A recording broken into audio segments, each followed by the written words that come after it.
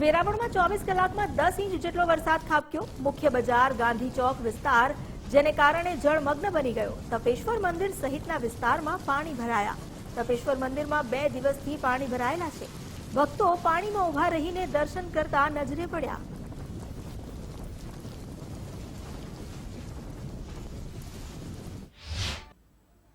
ગીર સોમનાથ જિલ્લામાં છેલ્લા 24 કલાકથી મેઘરાજા મહેર કરી રહ્યા છે, જેના પગલે ગીર સોમનાથ જિલ્લાના તમામ તાલુકાની અંદર સારો વરસાદ જોવા મળી રહ્યો છે।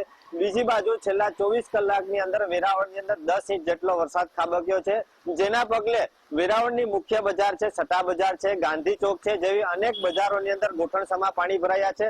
સાથે વેરાવળનું પ્રચલિત જે તપેશ્વર મંદિર છે તેની અંદર પણ પાણી ફરી વહેલી સવારથી જે વરસાદ વરસ્યો છે, જેના પગલે આજે મંદિરની અંદર ફરી પાણી ઘૂસી ચૂક્યું છે। આપ જે દ્રશ્યની અંદર જોઈ રહ્યા છો તે મંદિરની અંદર પણ પાણી જોવા મળી રહ્યું છે।